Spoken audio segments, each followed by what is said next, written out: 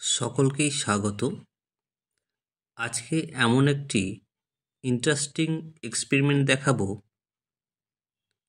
যেখানে তাপশক্তি তড়িৎ শক্তিতে রূপান্তরিত হচ্ছে।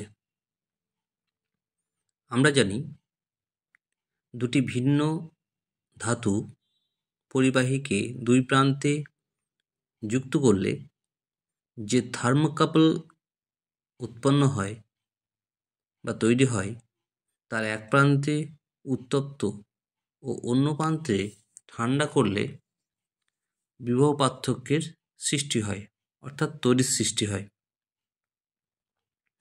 এখন আমরা এইরূপ একটি এক্সপেরিমেন্ট দেখাবো যেখানে এই ঘটনাটি ঘটছে।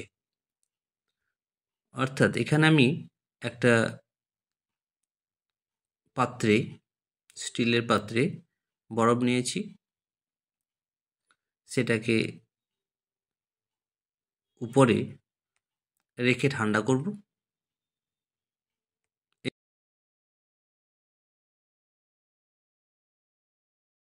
নিচে একটি মোমবাতি জ্বালিয়ে উত্তপ্ত করব।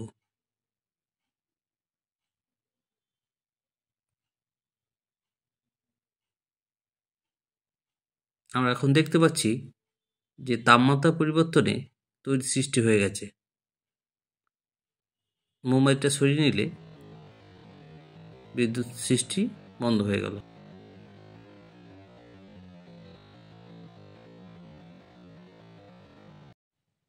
তাহলে দেখলাম তাপমাত্রার পরিবর্তনে তড়িৎ সৃষ্টি হচ্ছে।